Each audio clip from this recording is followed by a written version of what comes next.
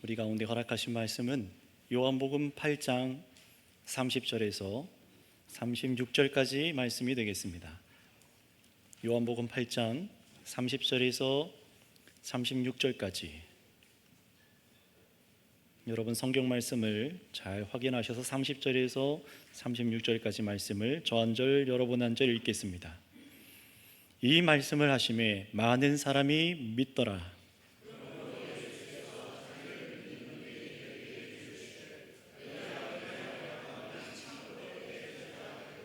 진리를 알지니 진리가 너희를 자유롭게 하리라.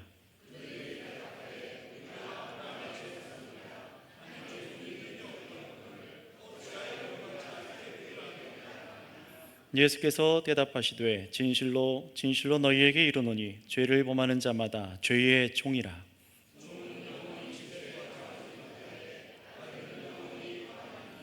그러므로 아들이 너희를 자유롭게 하면 너희가 참으로 자유로우리라. 아멘. 오늘은 이 본문 말씀을 가지고 진리가 너희를 자유롭게 하리라 라는 제목으로 설교하겠습니다. 오늘 초등부 야외 예배가 있어서 함께하지 못했던, 지금 못하고 있는 우리 선생님들께도 꼭 여러분들 구역장님들, 구역원분들 오늘 설교 말씀을 유튜브에 올라가는 영상을 잘 전달해 주셔서 어떤 교인도 어떤 성도도 놓치지 않고 이 오늘 말씀을 잘 들을 수 있도록 함께 힘써 주시기를 바랍니다. 예수님은 우리가 살아가는 이 어두운 세상에서 우리가 유일하게 따라가야 될 빛이십니다. 그것은 우리가 그냥 그렇게 믿기 때문에 그런 것이 아닙니다. 왜냐하면 예수님께서는 참으로 자신을 따르는 자들에게 삶을 비춰주시는데 그냥 조금 우리 앞에 어디에다 발을 디뎌야 되는지 뭘 해야 되는지 그 정도만 비춰주시는 것이 아니라 영원히 우리가 살아갈 길 끝까지 영원까지 비춰주셔서 영원한 생명을 얻게 하여 주시는 구원자이시기 때문에 그렇습니다. 그래서 예수님이 정말 우리가 세상의 빛이라고 믿고 따라가는 것이죠. 그래서 예수님께서는 자신을 이 세상 가운데서 믿지 않는 사람들을 향해서 뭐라고 하셨습니까? 너희는 너희 죄 가운데 죽을 것이다 라고 선언하셨습니다. 이것은 어떤 한 사람의 얘기가 아니라 이 세상에 속하지 않은 분, 곧 세상을 심판할 재판장으로 보냄받은 예수님께서 자신을 믿지 않는 사람들을 향해서 하신 판결입니다. 게다가 이러한 판결은 세상의 아들을 보내신 위에 계신 전능하신 하나님 아버지의 뜻이라는 것을 우리 예수님께서 지난 말씀을 통해서 확실하게 말씀하신 것을 우리가 확인했습니다.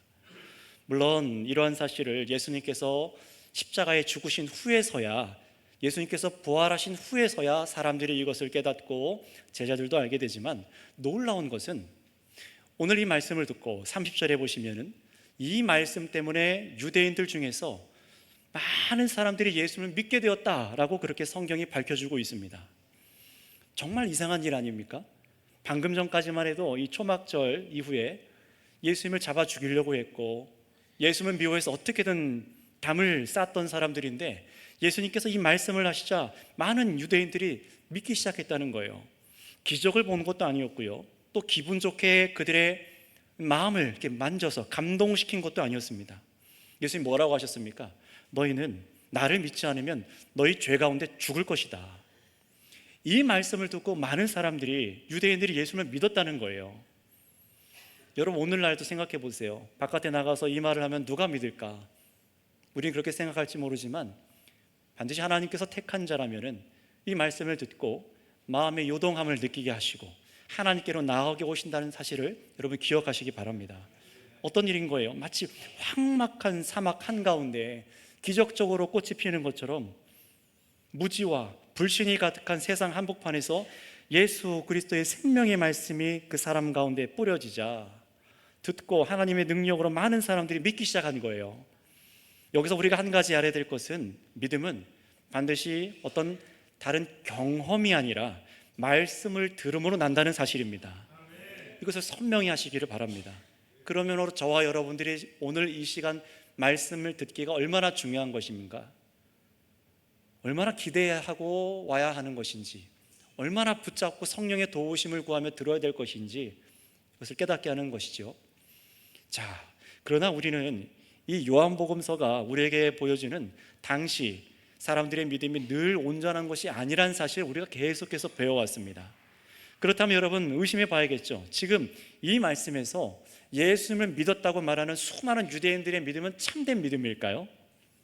답을 말하자면 이들은 아직 참된 믿음에 이르는 것이 아닙니다. 믿음은 믿음이나 참된 믿음이 아니에요. 그래서 로마서에서도 뭐라고 말합니까? 믿음으로 믿음에 이르나니 라고 하잖아요. 믿음으로 의에 이른다, 믿음으로 영생에 이른다고 하지 않고 믿음으로 믿음에 이른다고 해요. 참된 믿음이 있다라는 겁니다. 그러나 이들은 아직 아니라는 거예요. 아직 예수님을 그리스도로 참되게 믿은 게 아니라는 것입니다. 말씀을 듣고 예수님을 믿겠다라고 이 시작이 정말 좋습니다. 그러나 이런 시작만으로는 충분하지 않다는 거예요. 그래서 예수님 뭐라고 하십니까? 제자가 되어야 한다라고 말씀하십니다. 뭐가 되라고요? 제자가 되래요. 이게 무슨 말일까요? 마태복음에서도 예수님께서 마지막 제자들에게 승천하시기 전에 지상 명령을 하시지 않습니까? 너희는 가서 제자를 삼아서 아버지와 아들과 성령의 이름으로 세례를 베풀라. 제자를 삼으라고 말합니다. 그런데 여러분, 이 제자라는 것은요, 즉 내가 믿습니다 라고 해서 예수님의 제자가 되는 것이 아니에요. 제자가 된다는 것은 예수님과 같은 삶을 산다는 것입니다. 이것을 잘 기억하셔야 돼요. 믿음으로 예수님과 성령으로 내가 연합해서 예수님과 한 몸이 된다는 것을 제자가 된다고 하는 거예요. 이 세상 우상을 다 버리고 오직 예수 그리스도만을 나의 구주로 믿어서 예수님을 나의 생명의 양식이요, 세상에 내가 따라가야 될 유일한 생명의 빛입니다라고 따라 살아가는 것, 그게 바로 제자입니다. 다른 가치관들을 거부하는 거예요. 그래서 예수님께서 말씀하실 때 정말로 내가 그 말씀대로만 내가 순종하겠습니다, 그렇게 살아가는 게 제자 아니겠습니까? 그러니 제자가 된다는 것은요, 우리가 선택 사항이라던가 반드시 내가 이걸 해야 될까 말아야 될까 고민할 그런 게 아니라는 겁니다. 반드시 되어져야 된다는 것입니다. 그게 바로 구원받는 사람이겠죠. 그렇다면 여러분, 중요한 질문은 어떻게 제자가 되느냐일 겁니다. 그 비결이 뭔지를 말하기 전에 여러분 한 가지 생각해 보세요. 분명히 예수님께서는 지금 누구에게 말씀하시고 계시냐면 자기를 믿는다고 말하는 유대인들에게 얘기하고 있어요. 믿는다는 사람한테 얘기합니다. 믿는데 아직 참되게 그리스도로 믿지 못하는 것을 우리 예수님께서는 꿰뚫어 보시고 가르치세요. 다시 말하면 복음의 말씀을 듣는다고 내가 믿는다라고 말했다고 해서 그 사람이 그 시점부터 무조건 거듭난 그리스도인 참 제자가 되는 것이 아니라는 것입니다. 겉으로는 믿는 사람이라고 우리가 다 이렇게 통칭해서 칭할지 모르지만 예수님의 눈에는 참 제자는 아니라는 겁니다. 여러분들 아마 아시는 분 계실 겁니다. 옛날에, 지금도 하는 분들이 간혹 계시지만 역전이나 길거리에 나가면은 사형리 전도를 하는 경우가 있어요. 그게 천국과 지옥과 예수님과 믿으면 천국, 단순하게 해서 사형리를 가르쳐서 자, 당신의 오늘 제가 이렇게 가르쳐 드렸는데 예수님을 믿고 싶습니까? 그럼 네 라고 대답해요. 그러면 제가 하는 말을 따라해 주세요 하고 영접 기도문을 쭉 시킵니다. 그렇게 해서 쭉 따라해서 아멘 하고 나서 갑자기 그 전도자가 얘기합니다. 오늘 당신 믿었으니 당신은 하나님의 자녀입니다. 구원받은 자녀입니다. 그렇게 해서 구원받는 게 아니라는 거예요. 절대로 구원은 그렇게 일어나지 않습니다. 절대로 그렇게 일어나지 않아요. 그런 식으로 제자가 되지 않습니다. 다시 말하면 참된 믿음에 이르기 위해, 참된 구원에 이른 믿음에 이르기 위해서는 아직 가야 할 길이 분명히 있습니다. 오늘 예수님께서 그래서 믿는 자한테 뭐라고 말씀하세요? 야, 너 믿었으니까 가서 이제 봉사하자, 전도하자, 찬양다 해야지 라고 하지 않습니다. 그의 믿음을 보시고 그가 어디에 이르러야 될지, 어떤 믿음에 이르러야 될지를 분명히 말씀하시는 거예요. 바로 이런 상태, 아직 구원에 이르지 않았지만 예수 그리스도의 복음을 듣고 좋게 여겨서 따라 나서기 시작한 사람, 이런 믿는 사람들의 상태를 칼빈은, 종교개혁자이자 목회자이고 신학자인 칼빈은 이런 사람들의 상태를 예비적인 단계에 있는 사람이라고 말합니다. 어떤 단계라고요? 예비적인 단계예요. 아마 이런 표현을 처음 들어보는 분들도 꽤나 많을 거라고 생각이 됩니다. 한 사람이 거듭나서 참 영생을 얻는 구원에 이르기까지는 과정이 있습니다. 갑자기 저절로 단번에 되지 않아요. 반드시 구원은 단번에 일어나지만 그 믿음에 이르기까지는 단번에 되지 않습니다. 믿지 않던 사람이 어떻게 됩니까? 처음에 복음을 듣고 말씀을 듣고 지속적으로 주일 말씀을 듣고 성경 말씀을 들어서 복음에 동의하는 지점에 이르게 됩니다. 아, 좋다. 이것이 복음이다. 복음으로 받아들이기 시작합니다. 성경 말씀이 옳다. 예수님이 정말 우리를 구원하기 위해 오신 것이 옳다라고 지식적으로 받아들입니다. 그러나 이렇게 지식적으로 동의하는 단계가 반드시 필요하지만 이런 사람이 구원받았다라고 하지는 않습니다. 이어서 예수님의 존재가 이 세상에 속한 분이 아니라 정말 신이시구나, 정말로 살아계신 하나님이 계시고 천국과 지옥이 확실히 있으며 예수님께서 이 땅 가운데 2000년 전에 죽으신 십자가 사건이 정말로 우리에게 대속을, 구원을 가져다주는 실제 능력이 있는 것을 내가 믿습니다 라고 이렇게 말하는 사람, 그러나 이렇게 말하는 사람도, 이렇게 인정하는 사람도 아직 중생한 구원받은 사람은 아닙니다. 놀랍지 않습니까? 아마 많은 분들이 이 지점에 멈춰 있어요. 아, 알지, 하나님도 알고 아들도 알고 믿으면 구원받는다는 것도 알아. 근데 여기 많이 멈춰 있습니다. 많은 분들이 이 상태로 교회에 오래 종교 생활을 하면서 이 상태에서 나는 구원에 확신이 있다라고 그렇게 얘기를 합니다. 하지만 여러분, 그 확신은 건강하지 않은 거예요. 아직 참 믿음에 이른 것이 아니라는 사실을 여러분 깨달으셔야 됩니다. 이때에, 이런 단계에 있을 때, 이런 예비적인 단계에 있을 때에 기적도 겪을 수 있어요. 기도도 합니다. 하나님께서 특별한 경험도 체험시켜 줄 수도 있습니다. 그러나 그렇다고 해서 아직 구원에 이른 것은 아닙니다. 예비적인 단계의 사실, 예비적인 단계에 있다는 사실을 아셔야 돼요. 예수님이 생명을 주시는 구원자라고 영접 기도문을 따라 읽은 경험이 있어도 그것은 아직 구원에 이른 것이 아니라는 것과 똑같은 겁니다. 반드시 구원은 은혜로 주어지는 것입니다. 은혜가 주어져서 말씀을 듣고 이런 과정들을 겪어온 다음에 정말로 하나님의 은혜가 주어져서 그간 내가 듣기 좋아했던 말씀, 인정했던 이 복음, 내가 찬양하며 노래했던 이 말씀이 주님이 정말로 인격적으로 믿어지는 때를 맞이해야만 합니다. 참된 회심에 이르러야 되는 거예요. 예수님의 죽으심이 정말 나를 위한 죽으심이고 그분의 부활하심이 정말로 나의 생명이 되시는구나. 그래서 내가 영생을 얻었고 내가 지금 죽어도 영원한 생명을 얻은 하나님의 자녀가 확실하구나. 이게 믿어지기 시작하는 거예요. 참으로 그리스도의 대속이 믿어져요. 예수님을 인격적으로 나의 구주심이 믿어지기 시작하는 겁니다. 믿음으로 거듭남이 일어나는 것이죠. 그래서 성령님께서, 하나님의 영이신 성령님께서 거듭난 자에게 함께 하시면서 그 사람의 내면을 변화시켜 주세요. 가치관과 삶의 변화가 일어나게 하십니다. 어떻게 변화가 되죠? 나 같은 죄인이 죄 사함과 영생을 얻었다는 것에 참으로 감사와 감격과 기쁨이 가득가득 넘치기 시작해요. 하나님께서 나를 자녀 삼아 주신 것이 믿어져서, 그래서 지난 모든 인생 종교적인 삶 속에서 예수님도 나도 똑같은 선상에 서서 같이 살아가는 거지. 마치 신인 협력설처럼 나도 힘주고 살아간 그런 모든 것이 죄악이었구나. 이제는 내가 어떻게 되는 거예요? 예수님만을 구주로 믿고 내가 엎드리는 거죠. 예수님 없이는 내가 한시도 살아갈 수 없는 죄인이구나. 내가 예수님 없이 살아갔을 때 그 모든 삶이 얼마나 추악한 죄였는지 주님 앞에 완전히 굴복하는 날이 이르러야 하는 것입니다. 그래서 정말 예수님 없이 내가 살아갈 수 없습니다. 마음에부터 일어나는 순종이 나타나요. 성실하고 온전한 경건의 삶이 살아가고 싶어요. 그래서 인생의 전부를 들여서 주님께 순복하고자 하는 마음이 이 마음 속에서부터 흘러나옵니다. 교회와 세상을 향한 하나님의 뜻이 받아들여지기 시작하고 인생에 겪는 문제들이 다 해석되지는 않을 겁니다. 물론 왜 그렇잖아요. 예수님을 믿는데 왜 내 가정에 이런 일이 일어날까? 왜 나에게 이런 일이 일어날까?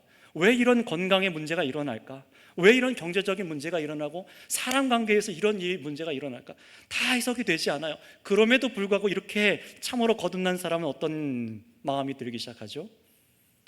이마저도 주님께서 나를 주권 가운데 다스려 가시며 나를 빚으시며 영원한 대로 나를 안전하게 지키십니다. 이 고백이 나오기 시작하는 거예요. 바로 이런 사람이 바로 중생한 사람, 참 구원의 확신을 가진 사람이라고 할 수 있는 것입니다. 이때서야 자신의 구원의 확신이 확실한 겁니다. 드디어 성화의 길을 걷기 시작하는 거예요. 그러니 여러분, 구원의 확신을 점검하는 시간을 몇 주 전부터 계속 갖도록 권면하지 않았습니까? 목사가. 얼마나 중요한 것인지를 한번 생각해 보세요. 신자로서 나의 상태를 정확히 인지하고 알아야 됩니다. 그리고 고백되어야만 합니다. 성경에도 지금 이들의 믿음을 분명히 점검하고 있잖아요. 예수님께서요.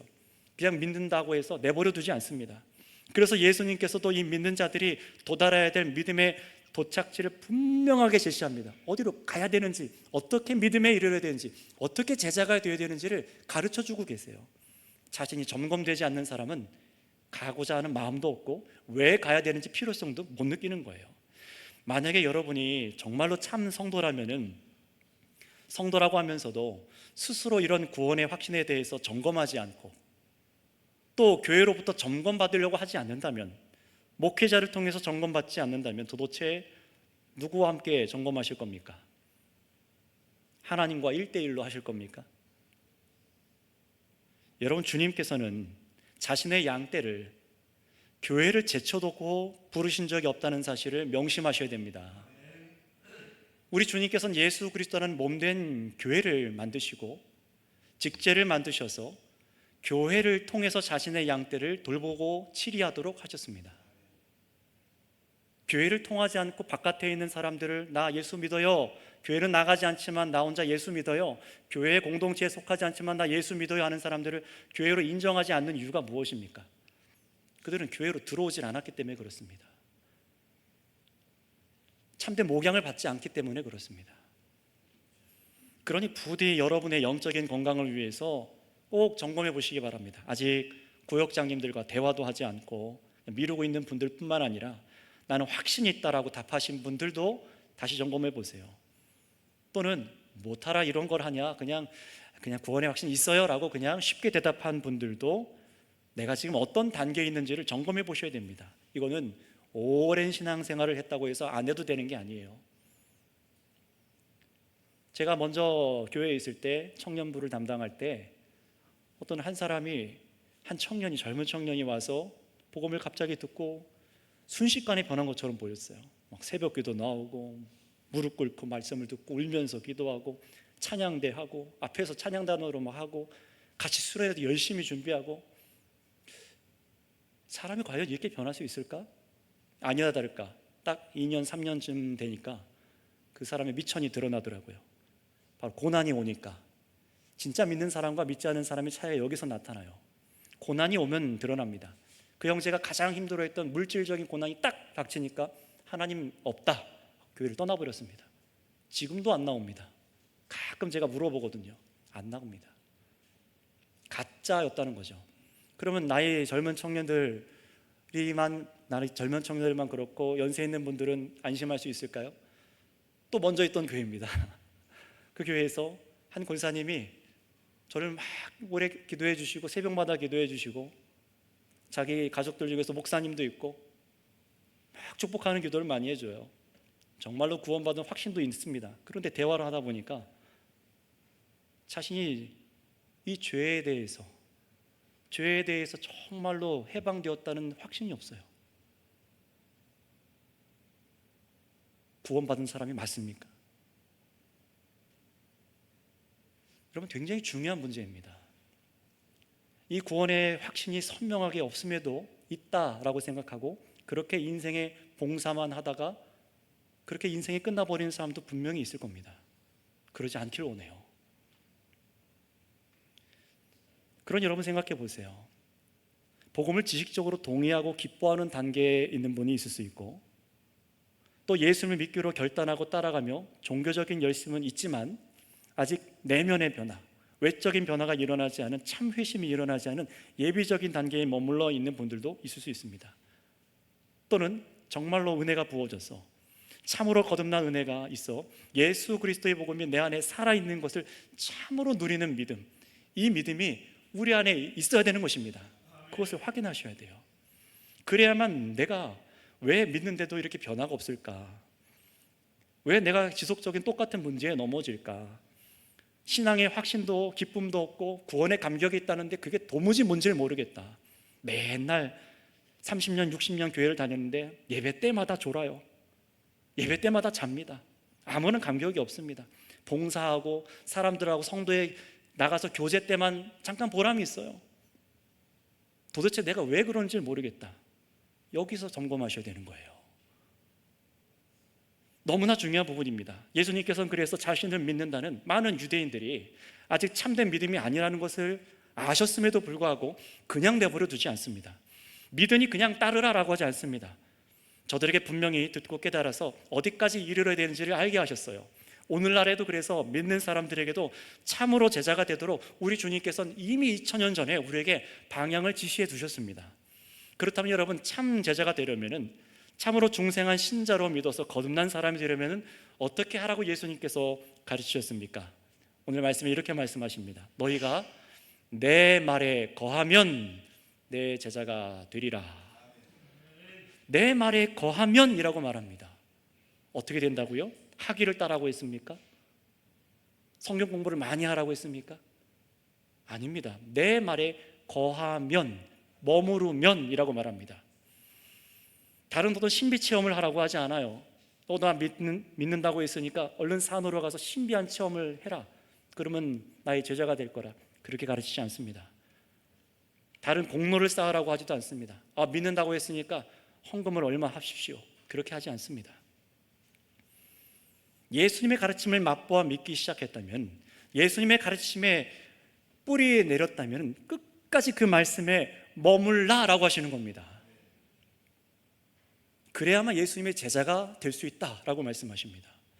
여러분, 여기서 참 제자와 그렇지 않은 사람이 나뉘죠. 참 제자는 끝까지 예수님의 말씀에 거해서 벗어나지 않는 사람이에요. 얼마나 수많은 부딪힘이 있는지 몰라요. 예수님의 말씀에 거하는 게 쉽습니까? 그렇지 않잖아요. 얼마나 예수님의 말씀에 거하는 것이 어려운지 세상에서 부딪힙니다. 여러분의 가치관과도 충돌하고, 가족들하고도 충돌하고, 또 삶의 경제적인 모든 부분에서 가치관이 다르니까 부딪힙니다. 사람과의 관계에서도, 질병에 대한 이해도 다르고요. 여러 가지 인생의 문제들을 풀어가는 방식이 전혀 다르다는 것을 알게 됩니다. 그때마다 어떻게 되는 거예요? 세상의 일들이 악하다라고 증언하신 예수님의 말씀이 정말로 삶으로 와 닿고, 나도 그렇게 여겨서 어떻게 되는 겁니까? 나의 고집, 세상의 방법을 버리고 내려놓고 예수 그리스도의 말씀에 순종하는 것으로 가는 겁니다. 이게 바로 예수님의 말씀에 머무는 겁니다. 예수님 말씀에 머무는 게 바로 이런 거예요. 끝까지 믿음을 드리기로 시작한 마음으로 계속해서 그 말씀에서 벗어나지 않기로 마음을 결단하는 거예요. 이런 결단의 출발도 없는데 내가 구원의 확신을 갖고 믿고 있다? 어불성설이죠. 물론 이것이 여러분의 의지만으로 되는 것이 아니라는 사실을 뼈저리 느낄 겁니다. 당연하죠. 예수님이 바로 그러한 난관을 통과하라고 지금 내 말에 거하라 라고 하시는 거거든요. 치열하게 싸우라는 거예요. 나의 말과 너희들이 갖고 있는 가치관이 얼마나 첨예하게 다른지를 인생에서 경험해봐라. 그런데도 내 말이 좋고 옳은지를 경험해봐라. 정말로 네가 나의 말을 사랑하는지 믿는지를 점검해봐라. 피하면 안 된다는 겁니다. 반드시 이런 과정을, 하나님께서 택한 자에게는 반드시 이렇게 믿음에 이르기까지 이런 과정을 겪게 하십니다. 그때에도 성령님으로 말씀이 들려지게 하시고 그 신자를 붙잡게 하시는 것이죠. 그리고 결국 완전히 어떻게 됩니까? 이렇게 말씀에 머무는 사람이 아직 구원받지는 못했지만 은혜로 마지막에 두 손 두 발을 다 들어요. 전적으로 예수 그리스도만이 나의 생명이십니다. 나의 살 길로 믿어서 영접하는 순간이 옵니다. 나의 생명이 예수님께 달려있음을 정말로 믿는 거예요. 그리고 이는 하나님의 말씀이신 예수님과 내가 성령으로 연합해서 예수님이 내 안에, 내가 예수님 안에 영적으로 거하는 정말 놀라운 신비가 일어났구나, 이것이 믿어지는 것, 바로 이 사람을 제자 되었다라고 하는 것입니다. 그러니 여러분, 정말로 믿음에 이르는 예수님의 참된 제자가 되려면 어떻게 된다고요? 예수님의 말씀에 거해야 한다. 이것부터 시작한다는 거예요. 이 가르침을 참으로 중요하게 여기시기 바랍니다. 이거는 처음 예수님을 믿는 사람만이 아니라 예수님의 참된 제자가 되어 구원받아 삶을 살아가는 모든 우리 신자에게도 아주 중요한 말씀입니다. 그저 말씀을 기계적으로 지키라는 것이 아니죠. 세상을 창조하신 하나님의 말씀, 그 말씀이 육신이 되어 나타나셔서 우리에게 복음을 가르치시고 이분이 우리에게 성령을 주셔서 영원히 우리와 함께 교제하는 이 일을 시작하셨구나. 그러니 여러분, 예수님의 말씀에 거한다는 것은 나와 동행하시는 우리 주님과 계속해서 교제하며 사는 것입니다. 이게 목적이어야 되는 거예요. 바로 이렇게 제자가 된 자만이, 이런 제자가 된 자만이 무엇을 알고 무엇을 얻게 되는 것입니까? 한번 따라해 주시면 감사하겠습니다. 진리를 알고 자유롭게 됩니다. 바로 이겁니다. 이렇게 제자가 된 사람만 진리를 알게 되고 진리로 인해 자유롭게 된다고 예수님 말씀하십니다. 정말로 그런지 우리 성경에서 32절 말씀을 확인해 보겠습니다. 시작. 진리를 알지니 진리가 너희를 자유롭게 하리라. 아멘. 이 말씀 구절을 좋아하는 분들 참 많으시죠. 암송하는 분들도 많으시고. 그런데 진리가 너희를 자유롭게 하리라 라는 말을 설명해 보세요 라고 말하면 잘 말하지 못하는 분이 많습니다. 횡설수설하는 경우들을 많이 봅니다. 여기서 말하는 진리란, 여기서 말하는 진리로 자유롭게 된다는 것이 마치 세상 살아가는데 어떤 지식을 얻어서 뭔가 내가 더 깨닫게 돼서 할 수 있는 게 더 많아졌네, 이런 자유가 아닙니다. 그런 진리와 자유를 말하는 게 아니에요. 무식하면은 뭐가 고생한다고요? 몸이 고생한다고 하잖아요. 그런 식의 진리와 자유를 말하는 게 아닙니다. 지식을 얻어서 내가 더 할 수 있는 일이 많아졌다, 그런 식이 아니라는 거예요. 막연하게 자유를 말하는 것도 아닙니다.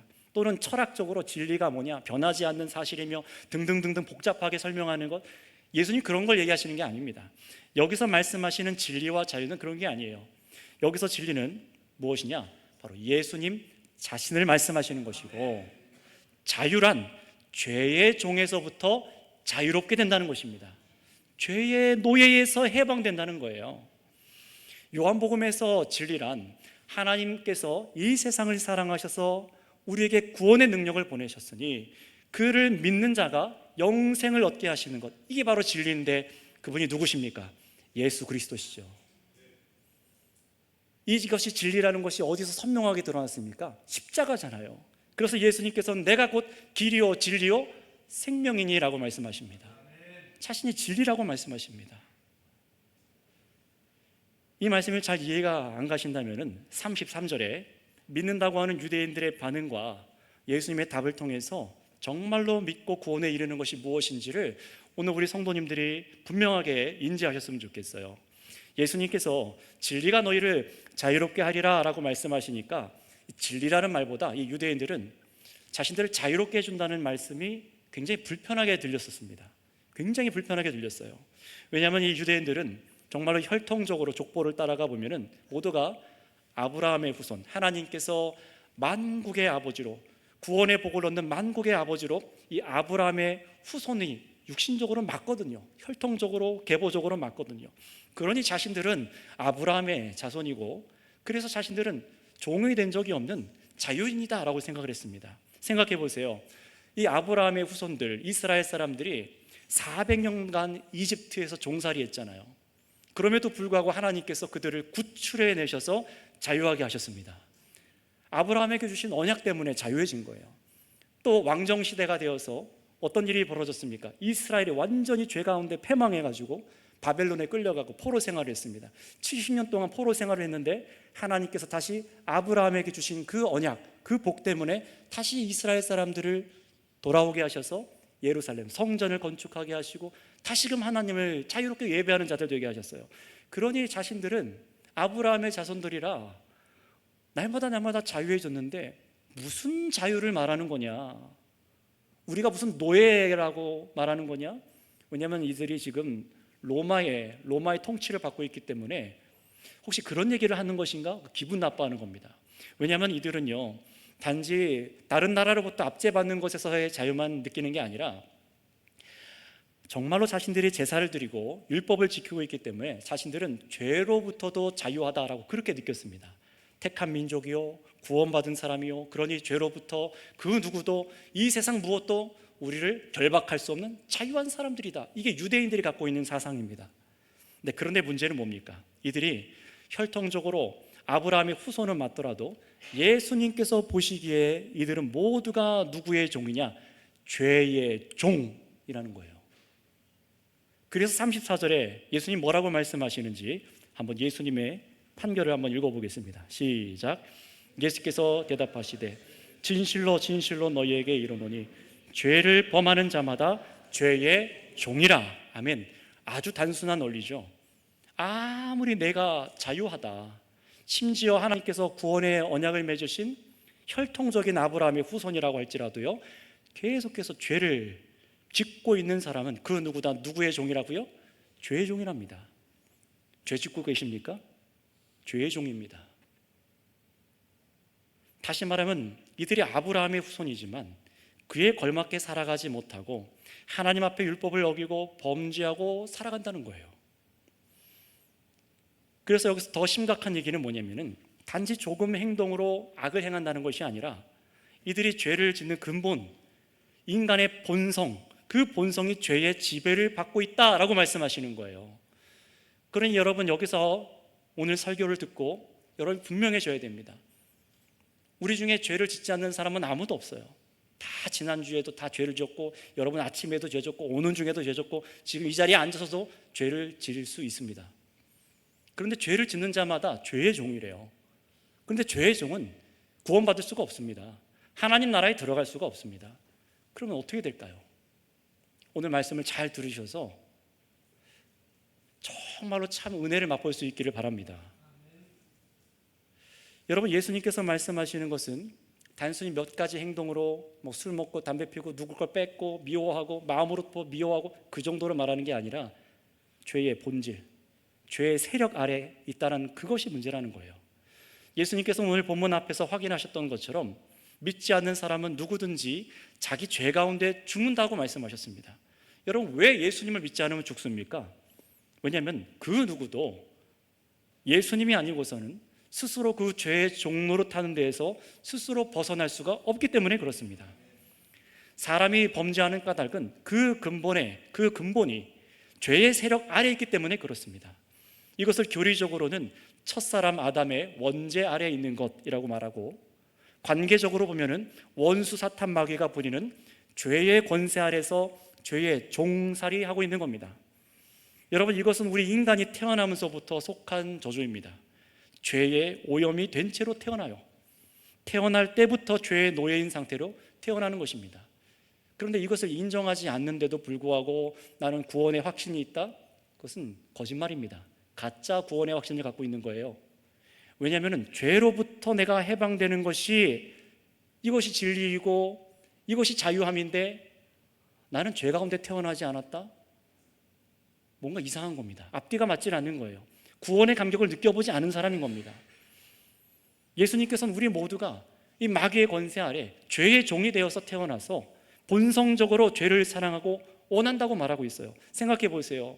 여러분, 우리가 죄가 미워가지고 막 싫은데도 억지로 막 죄를 지라고 채찍질하면서 죄를 지어라고 맞아서 죄를 짓습니까? 아닙니다. 죄를 사랑하잖아요. 죄를 즐기잖아요. 좋아하잖아요. 바로 그 본성이에요. 하나님보다 돈을 더 사랑하고 우상을 더 따릅니다. 자기 자신이 주인 되어서 헛된 쾌락과 안전을 꾀하다가 점점 더 어둠의 늪으로 깊이 빠지는 거예요. 누가 시켜서가 아니라 여러분이 좋아서 손을 대고 여러분이 좋아서 입을 벌렸기 때문입니다. 태어나면서부터 우리 안에 빛이 없기 때문입니다. 하나님의 참 선하심과 의로움과 거룩함, 영광과는 전혀 반대되는 가치를 따라 살아갔던 것이 바로 우리들이에요. 예수님께서는 바로 이런 비참한 인간, 죄의 종의 상태에 빠져 있는 것이 자유가 없는 상태, 노예다라고 얘기하는 것입니다. 아무리 벗어나고 싶어도 이런 죄의 노예에서 벗어날 수가 없고 벗어나고자 할 의지조차도 없습니다. 당신이 죄인입니다 라는 것도 듣기 싫어하는 것이 우리잖아요. 종이라는 처지를 알지 못하고 열심히 헛된 희망을 줬다가 죄에게 이리 팔리고 저리 팔리고 끌려다가 인생 가운데 상처만 입고 전보다 더 심해져서 결국 범죄하고 병죄하다가 결국 마지막에 사망에 이르게 되는 것이 죄 가운데 죽는 사람, 바로 죄의 종의 운명입니다. 그래서 35절에 예수님께서는 이렇게 말씀하세요. 종은 영원히 집에 거하지 못한다. 이 집이라는 것은 하나님의 집을 말해요. 물론 예수 그리스도의 몸과 연결이 되지만 종은 잠시 동안 주인의 집에 있는 것 같아요. 열심히 일도 하고 봉사도 합니다. 조금 권세를 얻어서 주인의 집에 있는 걸 관장하기도 해요. 그러나 종은 어떻게 된다고요? 결국은 주인의 집에 영원히 거할 수 없습니다. 아무리 헌신하고 봉사하고 열심을 내어도 여전히 종이라서 하나님의 집에 거할 수 없다고 얘기하시는 거예요. 여러분, 이게 얼마나 충격적인 얘기인지 생각해 보세요. 아브라함의 혈통적인 후손이라도 그 당시에 성전에서 율법대로 제사를 드리고 예배를 드리고 있는데 그렇게 죽어서 분명히 자기는 구원의 확신이 있어서 구원받은 사람인 줄 알았는데 알고 보니까 죄의 종이라서 열심히 하나님의 집에 서서 성전에서 봉사했지만 죄의 종으로 죽는 거예요. 영원한 지옥 형벌로 들어가는 겁니다. 봉사를 많이 했다고 천국 갈 수 있다고요? 거짓말입니다. 죄의 종에서 벗어나지 않으면 천국에 들어갈 수 없습니다. 오늘날도 보면은 교회를 특별한 동기로 나오게 되고 예수를 믿는다고 하지만 나의 신분이 죄의 종이라면 아무리 예수님을 위해 열심히 산다고 하고 찬송하고 노래하고 봉사를 해도 마지막은 하나님의 집에 영원히 거할 수 없는 비참한 가운데 빠지는 거예요. 죄 가운데 심판당하는 겁니다. 그러니 여러분, 예수님은 믿지만 여전히 나의 신분이 여전히 죄의 종인 것 같고 죄의 노예라면은 너무나 큰 문제 아니겠습니까? 여러분, 이것이 가장 시급히 해결되어야 될 문제입니다. 다른 봉사 중요하지 않아요. 여러분이 얼마큼 헌금 내는 거 중요하지 않아요. 가장 시급한 건 이겁니다. 내가 죄의 종에서 벗어나는 겁니다. 이것이 진실이고 이것이 사실입니다.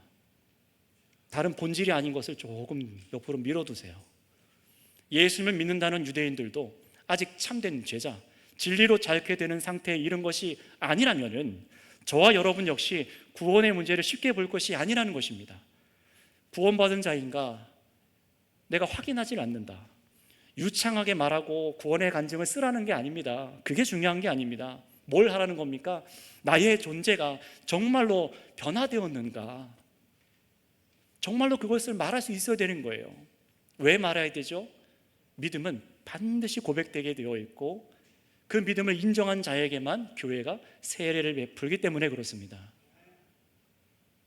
여러분, 믿음은 혼미한 것이 아닙니다. 구원받은 것 같기도 하고 아닌 것 같기도 하고 구원의 확신은 있는데 죄 문제에서 벗어나지는 못한 것 같고 예수님은 믿는데 여전히 자유함이 없다고 느끼고 나는 내 인생이 왜 이럴까?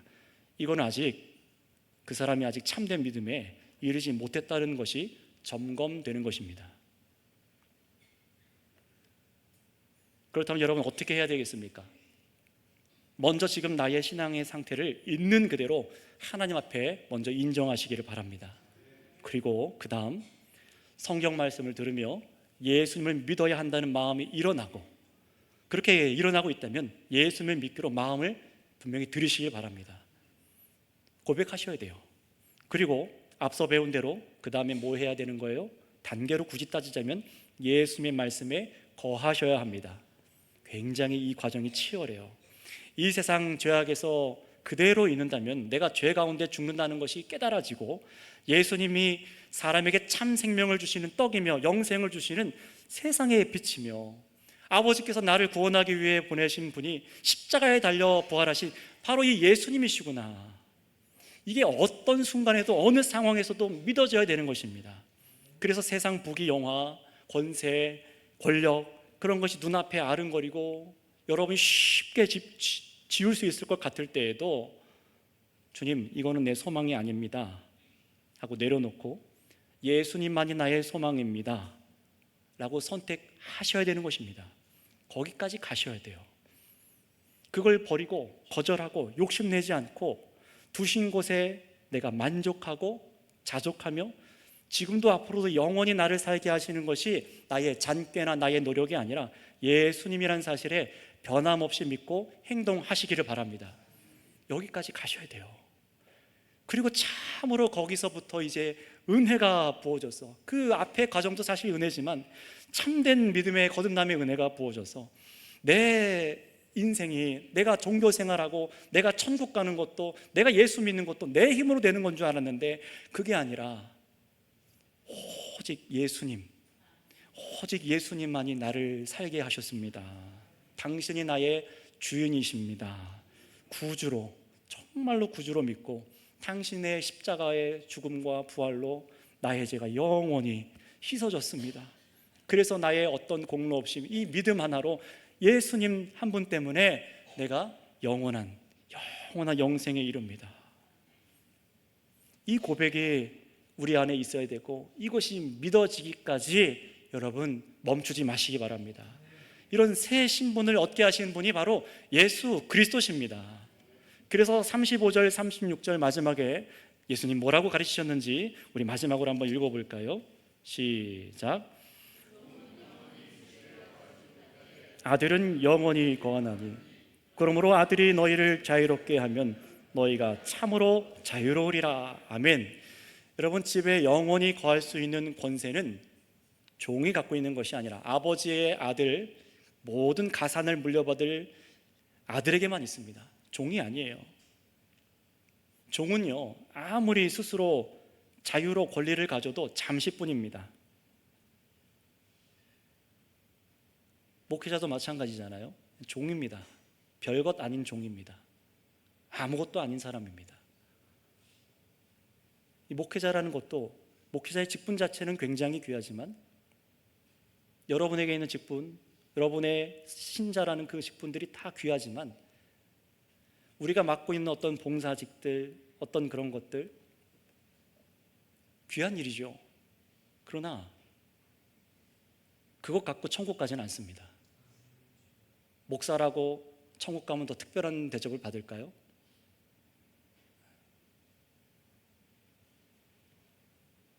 여러분, 오직 우리가 가져야 될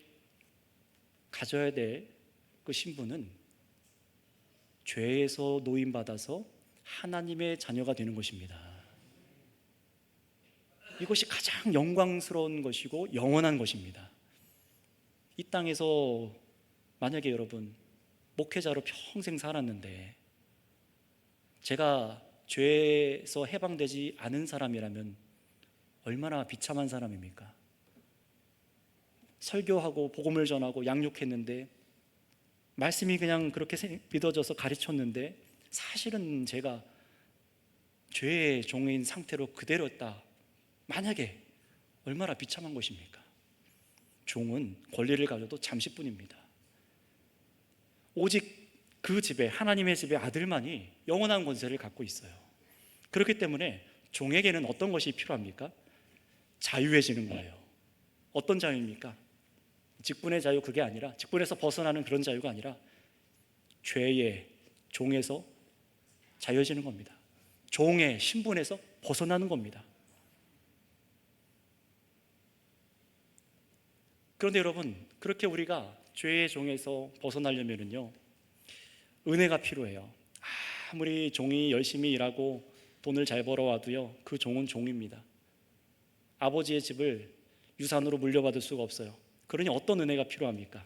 영원한 권세를 가진 아들이, 그 집의 아들이 이 종을 해방시켜 주는 겁니다. 그래서 아들과 함께 영원히 아버지 집에 거할 자유를 부여받는 은혜가 필요한 것입니다. 이것이 바로 예수 그리스도를 믿어서 구원에 이르는 것입니다. 이게 예수님 믿는 본질이고 핵심입니다. 바로 이렇게 자유케 되는 권세가 예수님께 있기 때문에 오늘 우리가 이 자리에 나와 예수님의 복음을 듣고 믿는 것입니다. 이것이 얼마나 큰 은혜인지를 우리 사랑하는 선교교회 성도님들 맛볼 수 있기를 원합니다. 죄의 종은 하나님의 집에 거할 수가 없어요.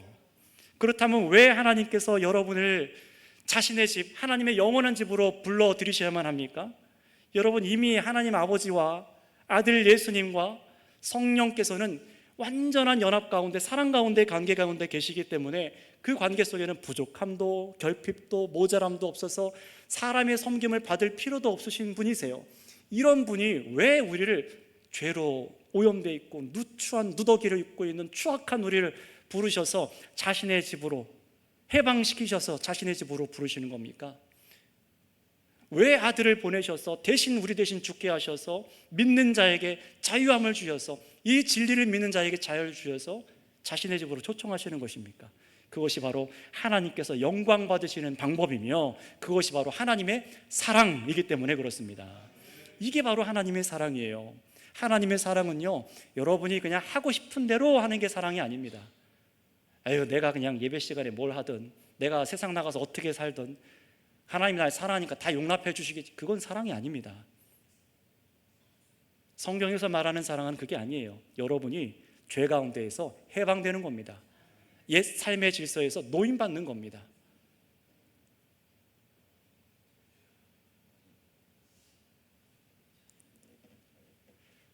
도무지 이해가 되지 않는 하나님의 사랑입니다. 그러나 우리 주님께서는 자신이 죽임당할 것을 아시면서도 저와 여러분들을 진리로 초대하셔서 우리를 자유케 하시고 우리를 사랑하여 주신 줄을 믿습니다.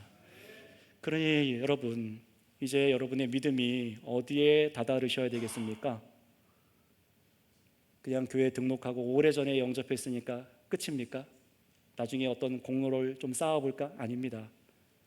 교회가 되어서 다다라야 될 것은 참된 자유입니다.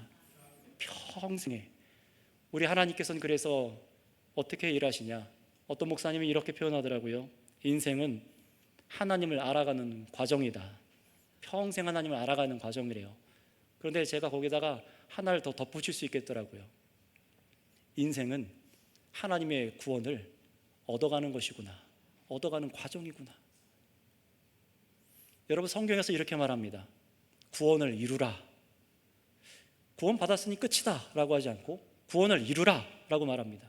그 이유가 무엇입니까? 행위로 구원을 받으라는 것이 아니라 내가 정말로 죄에서부터 해방된 자유한 사람으로 살아가는 것을 보여주라는 것입니다. 증명해내라는 것입니다. 그래서 영원한 그 나라에 이르기까지 어떻게 하는 거예요?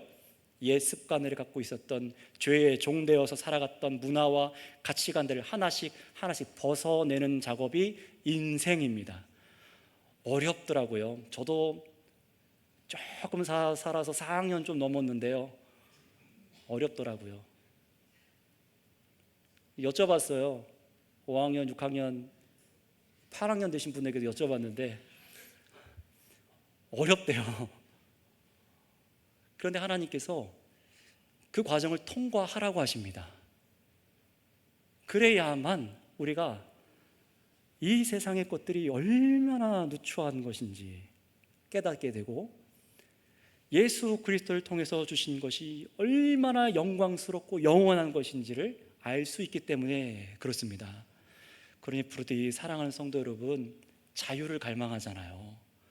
이 땅에서 마음대로 살고 싶고 돈도 펑펑 써보고 싶고 원하는 대로 막 일도 다 풀려보고 싶고 때론 돈을 못 벌어도 좋으니까 주님 병 안 걸리고 치매 안 걸리고 건강하게 살다가 그냥 조용하게 내가 아무런 고난 없이 죽게 해주세요. 그런 자유도 원하잖아요.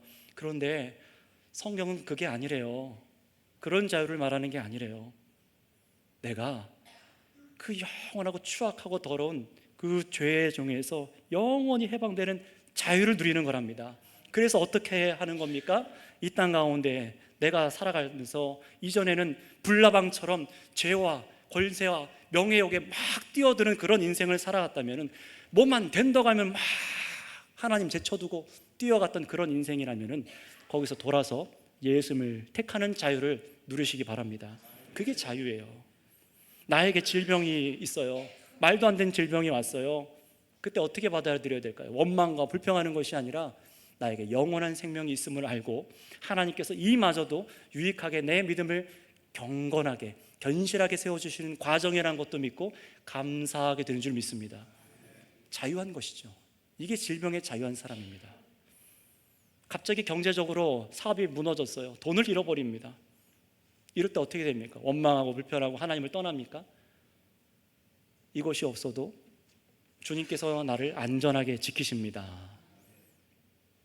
다시금 주 앞에 나와 성실하게 살아가는 거예요. 편법하지 않고 부조리하지 않고 올곧게 살아가는 참 자유를 택하는 것입니다. 정말로 나의 삶 속에서 하나님의 선하신 뜻이 온전하게 작동하고 내가 그것을 택하고 내가 거룩한 사람으로 지어져가는 이런 성화의 삶을 살아가는 그 자유를 여러분이 소유할 수 있기를 원합니다.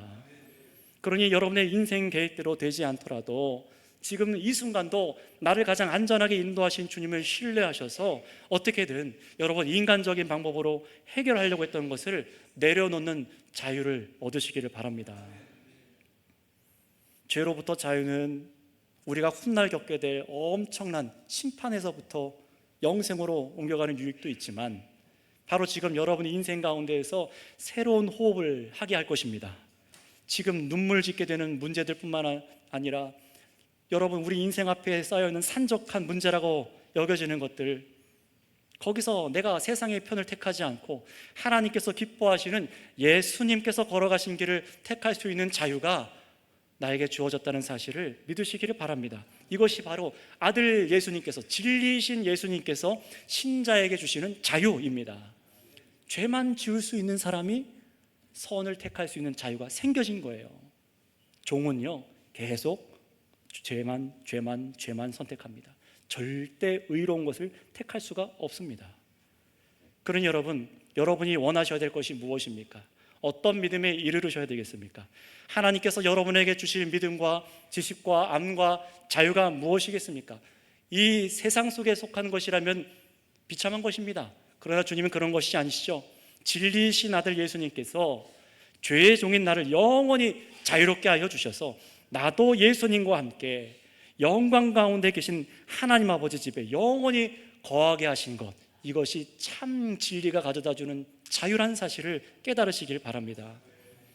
그러니 이런 진리를 정말 알지니 진리가 너희를 자유롭게 하리라 라는 이 말씀의 뜻을 참으로 깨달으셨다면 오늘 이 가르침 받은 이 예수님의 말씀에 거하시기를 힘쓰시기를 바랍니다. 정말로 이 믿음이 내 안에 영적인 실제가 되기를 간절히 기도하세요. 금요일날 나와서 기도하시고요, 수요일날 나와서 이 말씀을 더욱 알기에 힘쓰시고요, 주일 저녁에라도 하세요. 어떻게든 모여서 이 말씀 가운데 거하기에 힘쓰셔야 됩니다. 그러나 꼭 기억하세요. 우리가 죄의 종에서 자유한 자로 아버지의 집에 아들로 입양된 양자가 되는 것은 단번에 일어나는 일이지만 그 일은 내가 할 수 없는 일입니다. 오직 아버지 집의 아들만이 하십니다. 그러니 여러분 묻습니다. 여러분은 아들과 무슨 관계이십니까? 신앙생활을 오래 하셨음에도 아들과 아무런 관계가 없습니까? 여러분 오늘 말씀을 통해서 정말로 제자가 되고 정말로 진리가 나를 자유케 했으니 예수님 당신이 나의 세상의 빛이시고 생명이십니다. 이런 고백과 관계가 인정되는 모두가 되실 수 있기를 원합니다.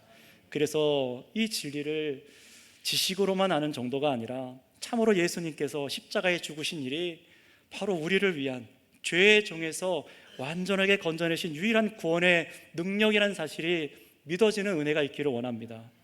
나의 구원의 확신이, 여러분의 구원의 확신이 오늘 말씀대로 진리로 자유케 된 믿음에 깊이 뿌리 내릴 수 있기를 우리 주님의 이름으로 축복합니다. 기도하겠습니다. 아버지 하나님 감사합니다. 참으로 우리를 사랑하여 주셔서 복음을 듣게 하시고 믿는 자가 되게 하심에 감사를 드립니다. 그러나 주님, 우리가 얼마나 죄 가운데 있는지 믿는다고 하면서도 세상의 가치관을 사랑하고 예수 그리스도의 말씀에서 벗어나려고 할 때가 얼마나 많은지 모릅니다. 그런 우리에게 주님 말씀하십니다. 내 말씀 가운데 거하라. 주님, 우리가 그 말씀에 순종하여서 참으로 제자가 되기 원하고 그런 제자로 삼아주심에도 감사를 드립니다. 또한 제자가 되죠, 진리를 알게 하시고 참으로 예수님께서 나를 죄에서 영원히 해방시켜 주시는 참 자유를 주시는 구원자가 되신 것을 알게 하심에 감사를 드립니다. 이것을 그저 아는 자가 아니라 참으로 믿어서 참으로 믿어서 이 세상 죄악 가운데서 벗어나 영생을 얻은 아버지 집의 자녀가 되게 하여 주시옵소서. 이 은혜가 우리에게 날마다 부어지게 하여 주시옵소서. 교회로 나온 자들마다, 이 복음을 듣는 자들마다, 또 듣고 나아가는 자들마다 이 복음을 자랑하게 하시고 증거하게 하여 주시옵소서. 감사하며 우리 구주 예수님의 이름으로 기도드렸사옵나이다. 아멘. 다 함께 자리에